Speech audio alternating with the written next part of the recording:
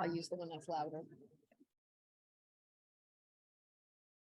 Good morning, everyone. It is Purim. And you can't get to the fun and games until we do some stuff first. So let's all take our seats and pay attention, and then fun and games. I am loving the costumes I'm seeing.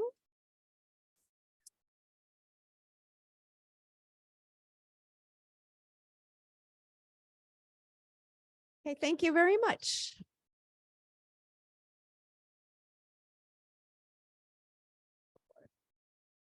Well, welcome to IFFP. My name is Samantha Gonzalez-Block, and I'm the Christian spiritual leader here.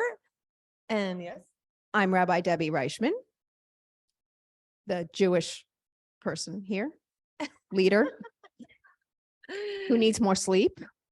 Before we get started, we just want to thank everyone for your incredible work and volunteering, and we want to thank Miranda Hovar for being our fearless leader. Welcome if you're joining us virtually or here in person. Before we begin today's festivities, we do want to begin with just an announcement that's difficult to share, but an important one. You may have received the email yesterday, but beloved member, founding father of our community, one of the founding fathers of our community, Ron Landsman, passed away yesterday. He died yesterday morning in the hospital, surrounded by his family, and he, after a long battle with leukemia. Some of you may have known him for many years. Some of you may have gotten a chance to hear him speak at the January gathering about his journey with cancer. And if you haven't heard it or you haven't read what he shared, we'll make sure to share that with you, where you can look back at some of the bulletins. But such an exquisite person, a joy, a light in this community, someone who loved IFFP, loved life, loved his wife Irene so beautifully, and never lost his humor any step of the way. And so we just wanted to take a moment just to honor him, to thank you for loving him as he loved all of us. And we're going to be doing the Mourner's Kaddish now, and I'll turn it over to Rabbi Debbie. And I'll say, as we prepare for that too, if anyone needs anything, we have our care team. We're here if you'd like to talk, if you need a hug, if you want to just process anymore, but we're here for you. Yes. So a little different from what I normally do. I'm going to ask everyone to stand for this one. We're going to go through the Mourner's Kaddish in Aramaic and then in English. And then I'm going to give you time to be with your thoughts. And when you're ready, you'll be seated, and then we'll continue after that. Take all the time you need. This is, Ron's loss is a great loss. It needs to be processed. Obviously, I'm still processing. So thank you. Yitgadal v'yitkadash shemei Rabba be'alma divra chirute be'yamlich malchute b'chayechon uvyomechon uvchaye dechol beit Yisrael ba'agala ubizman kariv be'imru. Amen. Yehi shmei Rabba mevorach le'olam omei almaya. Yitbarach v'yishtabach v'yitpa'ar v'yitromam v'yitnaseh. V'yithadar v'yitale v'yithalal shmei dekudusha brichu le'ela minkol birchata v'shirata tushbechata v'nechemata da'amiran be'alma v'imru. Amen. Yehi shlama rabba min shemaya v'chayim tovim aleinu ve'al kol Yisrael v'imru. Amen. Oseh shalom b'mromav u'ya'aseh shalom aleinu ve'al kol Yisrael v'imru. Amen. Glorified and sanctified be God's great name throughout the world, created according to God's will. May God establish God's kingdom in your lifetime and during your days and within the life of the entire house of Israel, speedily and soon, and say Amen. May God's great name be blessed forever and to all eternity. Blessed and praised, glorified and exalted, extolled and honored, adored and lauded be the name of the Holy One, beyond all the blessings and hymns, praises and consolations that are ever spoken in the world. And let us say, Amen. May there be abundant peace from heaven and life for us and for all people. And let us say, Amen. And may God, who created peace in all places, create peace for us and for all people. And let us say, Amen. Amen.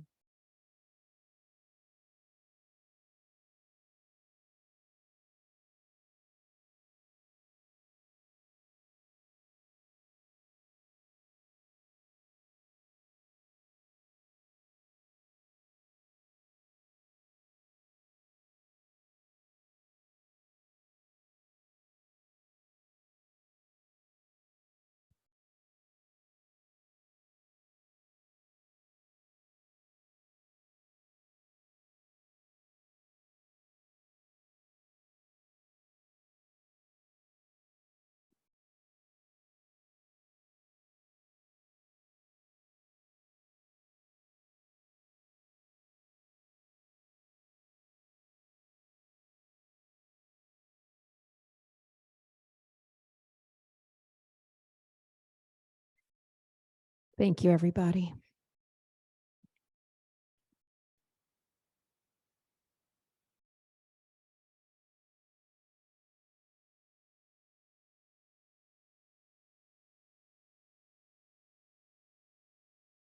And now a radical shift.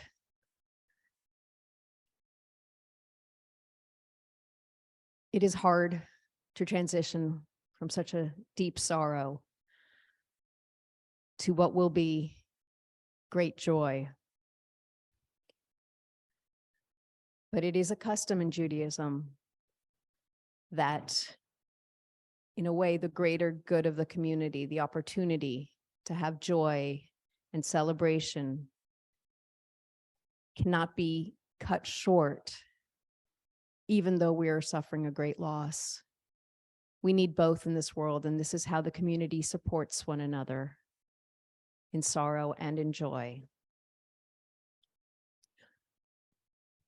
So now, Purim.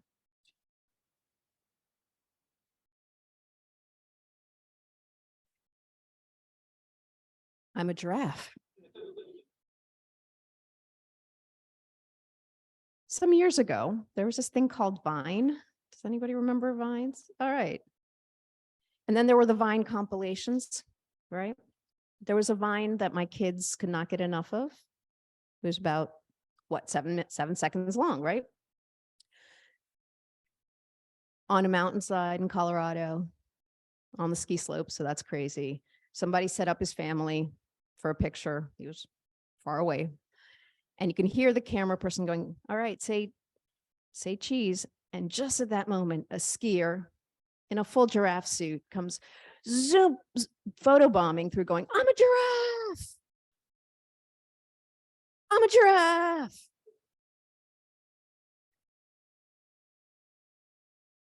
It's a really hot costume, by the way. The objectives of Purim are joy and gratitude. Near the end of the Megillah, we read, and in every province and in every city, when the king's command and decree arrived, there was gladness and joy. Purim is interesting. It's one of our historical stories, tales, books.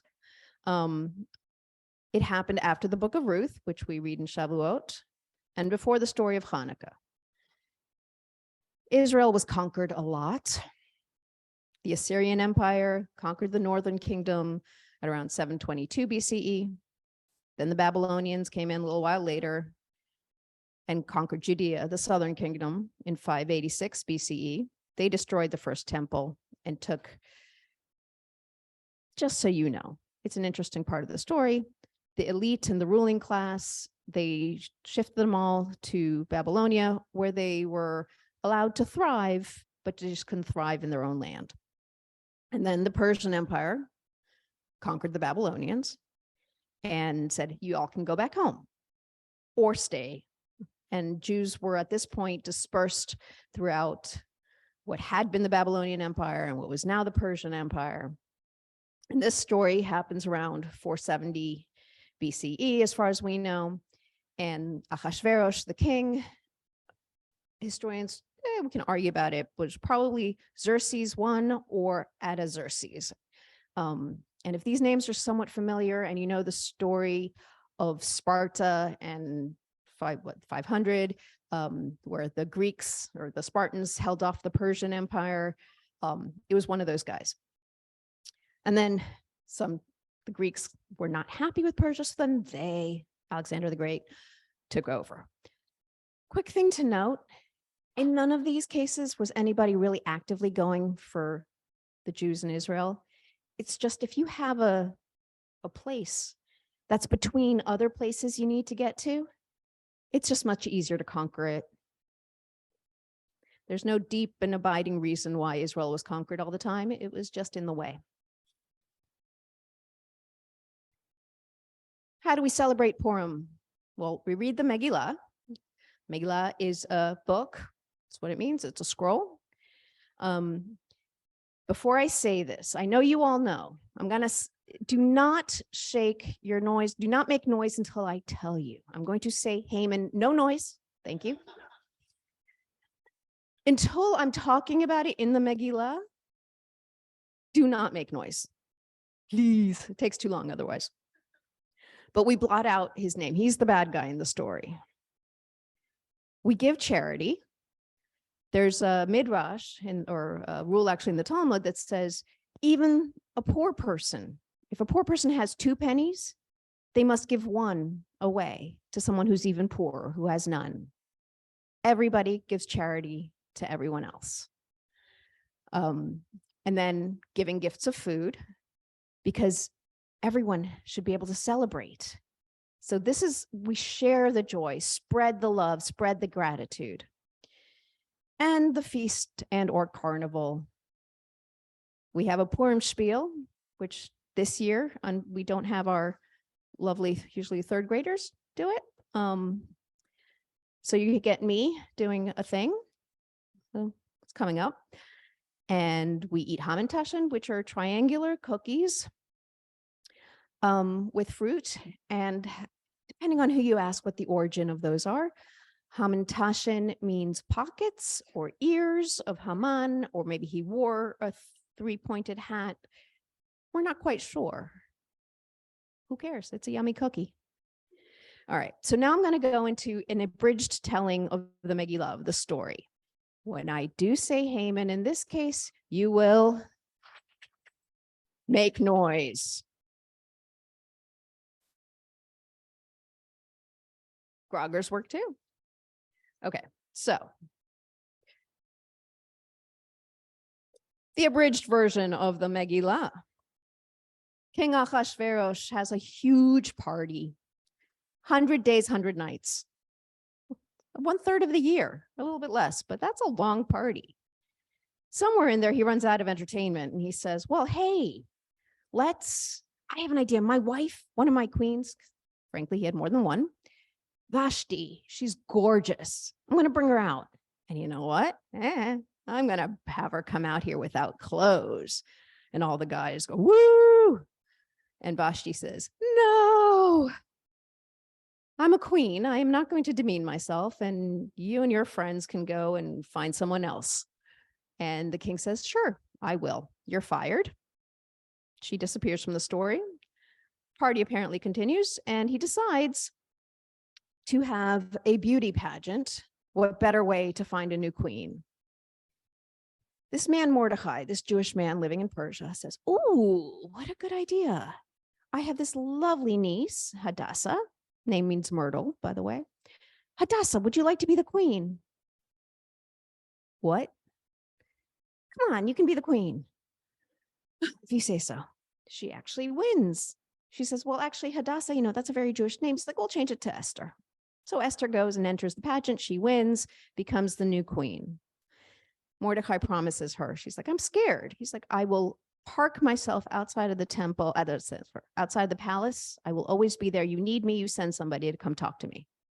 I can't come to you. I'm not allowed, but I'll be right there. Meanwhile, there's a lot of meanwhiles in the story, multiple themes. This minister for Achashverosh, his name is Haman.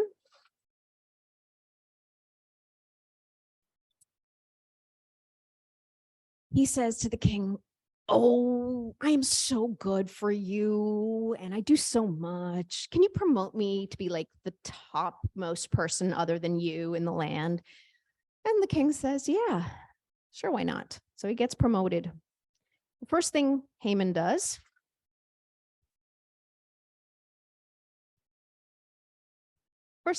is he says, "Everyone, it's a law. Everyone must bow down to me because I'm so special." And then he steps out of the gates, and right outside the gates, there's Mordecai, who says, "I'm not bowing." And Haman looks at him. "Why aren't you bowing?" "I'm a Jew. I'm not allowed. The only person I bow down to is my God, and you're not my God." Okay, then. This really, really peeves Haman.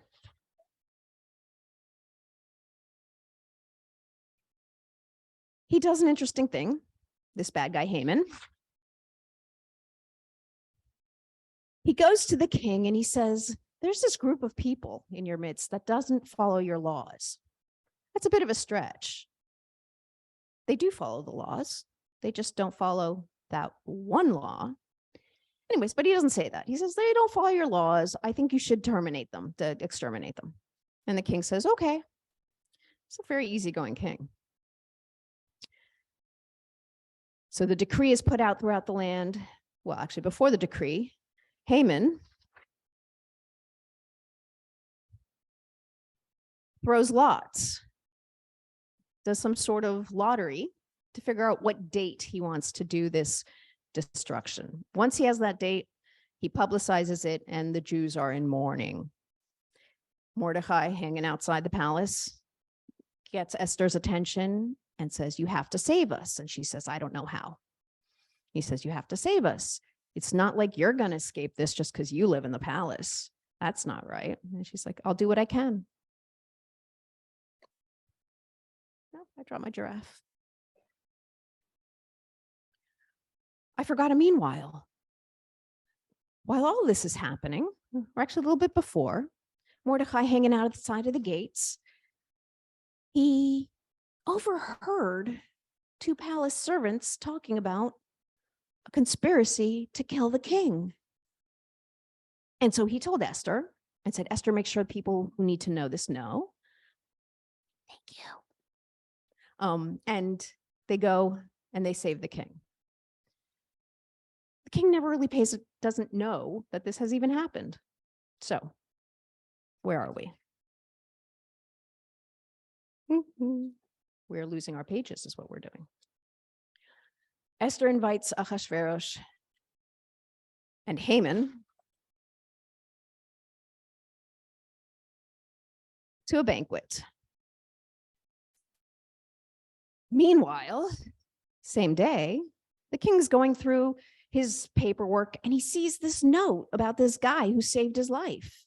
And he says to his courtiers, "Did we do anything? Did we reward him?" They're like, "No." He's like, "Well, we have to reward him." And at this banquet, he comes in and he's like, "Oh, good. This is my top advisor, Haman." He says, "Haman, there's this guy in my kingdom I absolutely need to honor. He's the best. He's saved my life. It's one." And Haman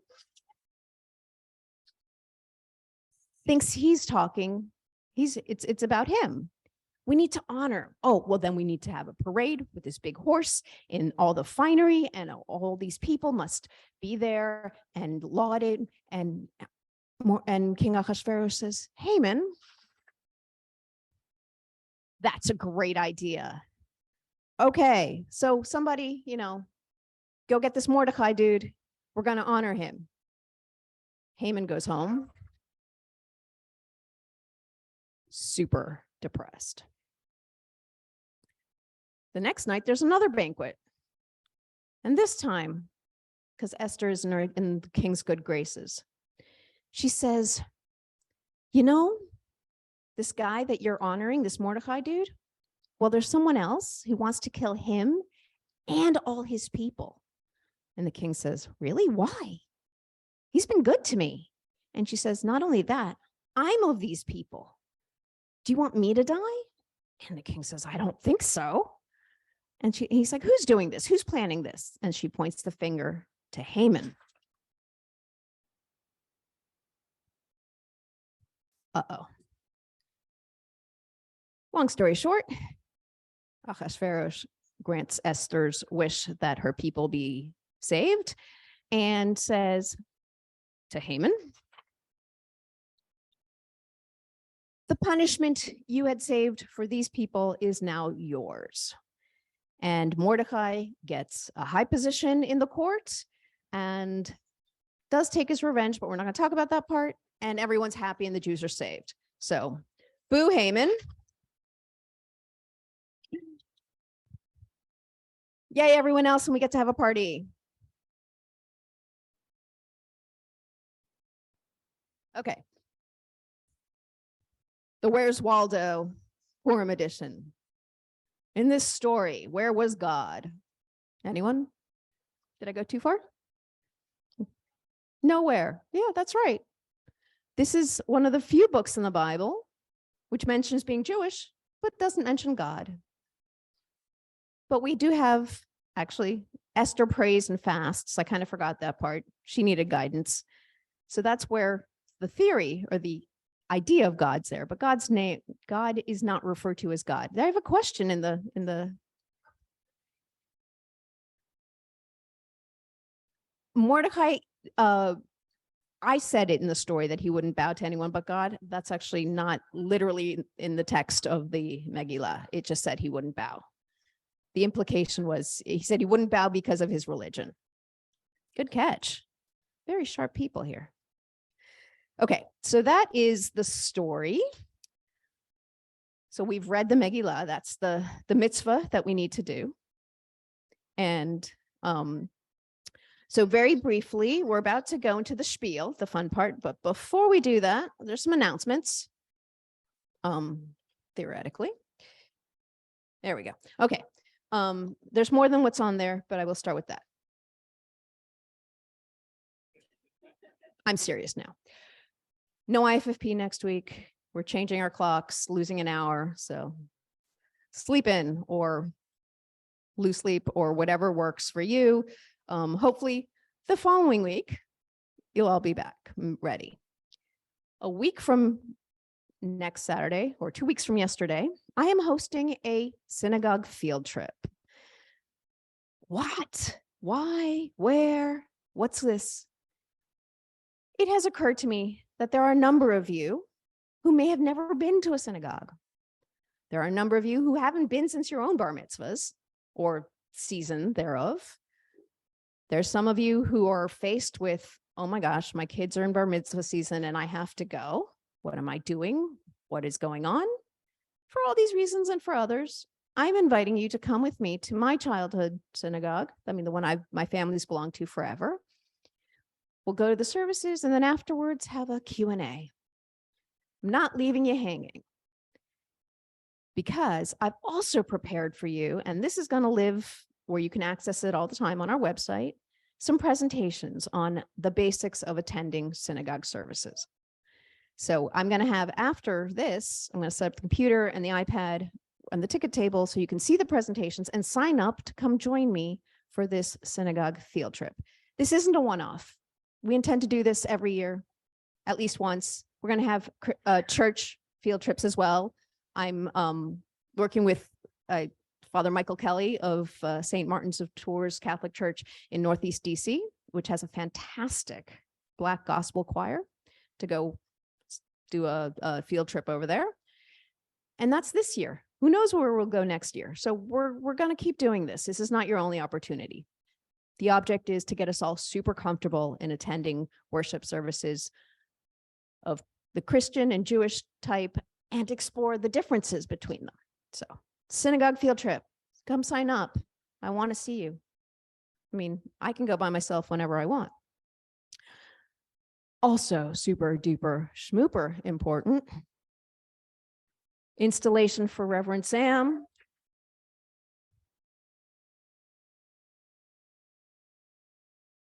That's on the 19th. Be here or be square. Do we still need volunteers and all, or are we good? Always. Well, at that I'm going to get to the volunteers. It's the next line. Anyway, it will be moving and special. And I, for one, could not, I mean, I've been thrilled to have her as a colleague since the day she started. And I continue to be thrilled, and we need to honor Reverend Sam. So hold this tight, keep this date in your mind. Volunteers. I know you hear this all the time.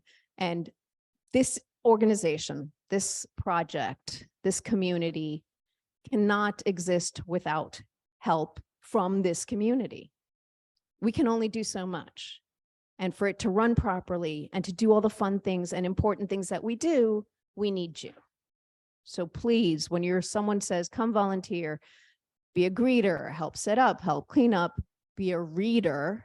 That's one of the easiest things to do. You come up here, you grab a microphone and you read. No one's expecting you to give a sermon or just do this. Just read. Passover's coming in about a month. I need lots of readers. There's a lot to cover that day.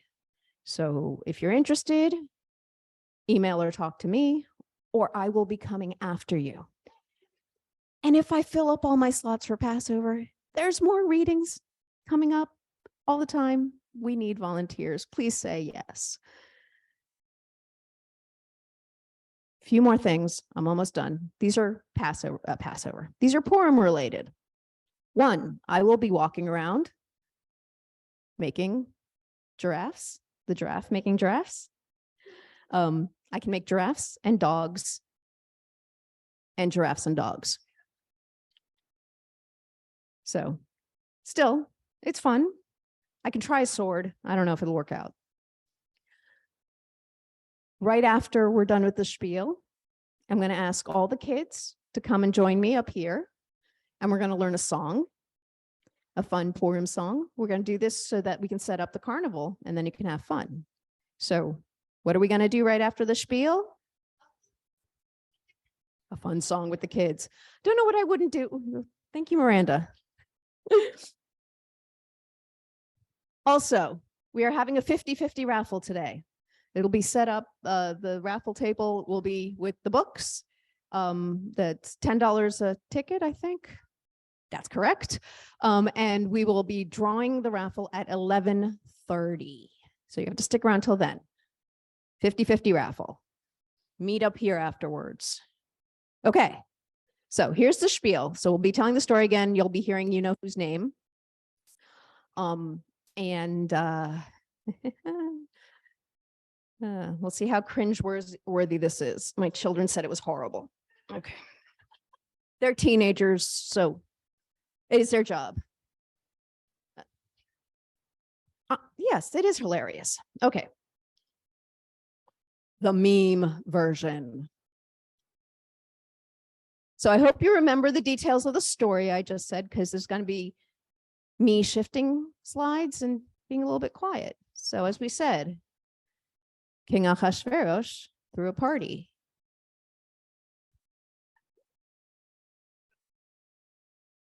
And he asked his wife to show up.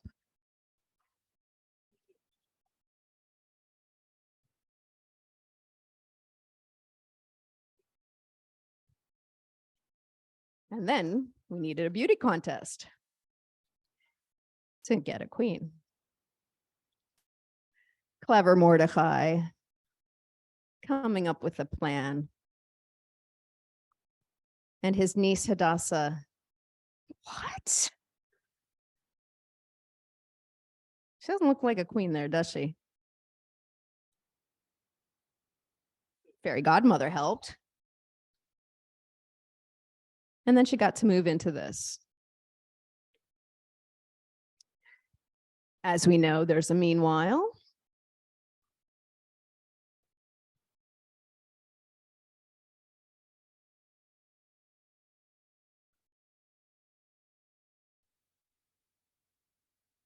And what does he ask everyone to do?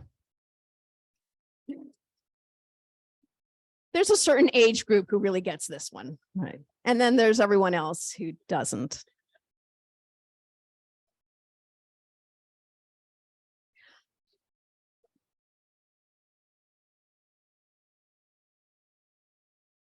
Oh, whoa. Oh, no. Wow. What did I do? That was embarrassing. Preview, right. So, yeah, no, not going to bow. Had to put this one in, right?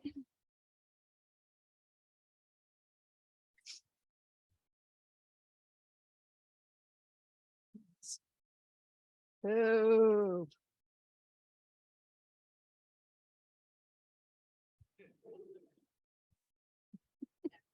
Good news. It's bad news.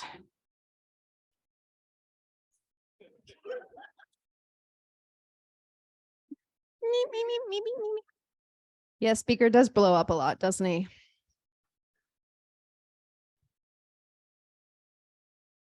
Come on. It's always up to the women, you know.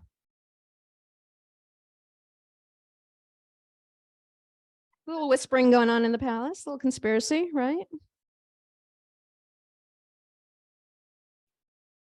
Pass on what you have learned. I can't do a Yoda voice. Again, for a certain age group.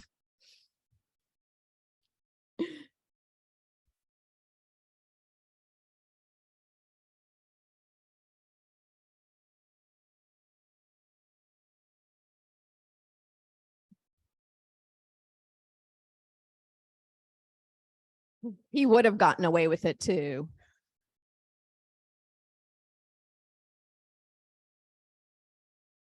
Oh, yeah.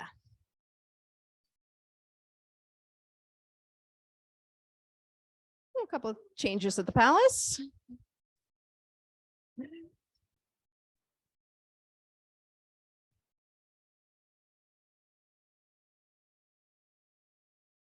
And now, woo, spiel. All right, carnival time. Kids, come join me.